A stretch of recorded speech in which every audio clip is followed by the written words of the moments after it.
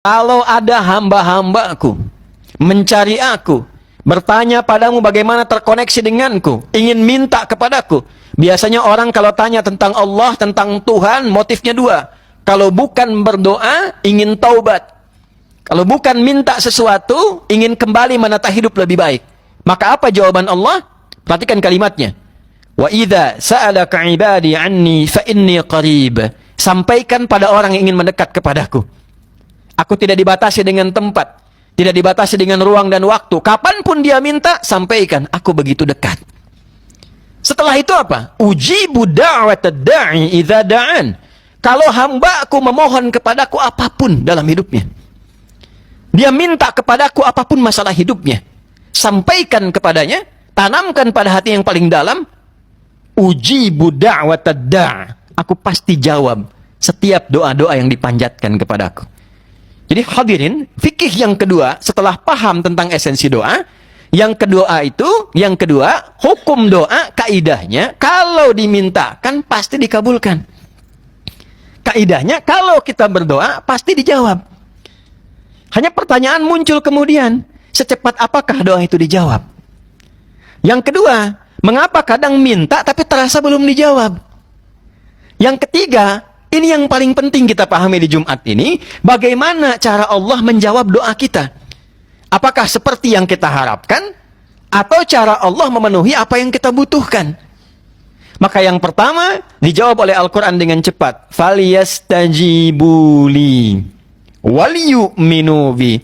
Jika doamu ingin cepat dijawab, doa itu kan permohonan kita, panggilan kita kepada Allah untuk mengabulkan, menyelesaikan apa yang kita minta. Kita memanggil.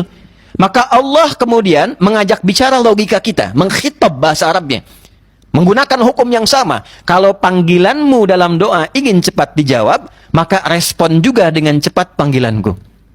Faliyastajibuli. Kalau aku panggil, kamu datang.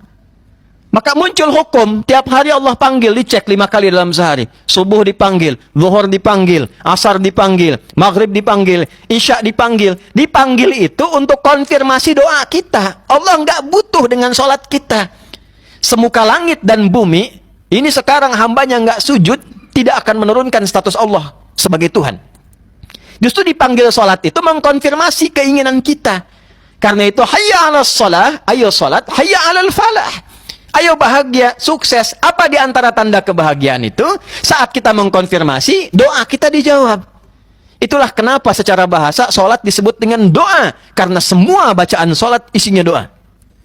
Dari mulai kita mengagungkan Allah, takbir, iftitah, doa, fatihah isinya doa, sampai dengan salam isinya doa. Duduk di antara dua sujud, dari minta ampun, minta kasih sayang, minta perlindungan, minta rizki, warzukni, 7 permintaan, baru duduk di antara dua sujud. Semuanya doa. Maka konfirmasinya ketika Allah panggil, datang. Ada yang dipanggil jam 5 kurang 30, 4.30 adzan subuh. Allahu Akbar, dipanggil saat adzan, dia datang.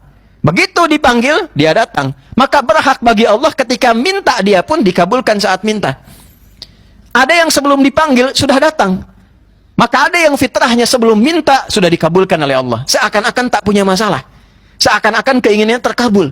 Padahal sebelum dia meminta, Allah sudah sediakan. Karena kebiasaannya selalu datang kepada Allah walaupun belum ada panggilan.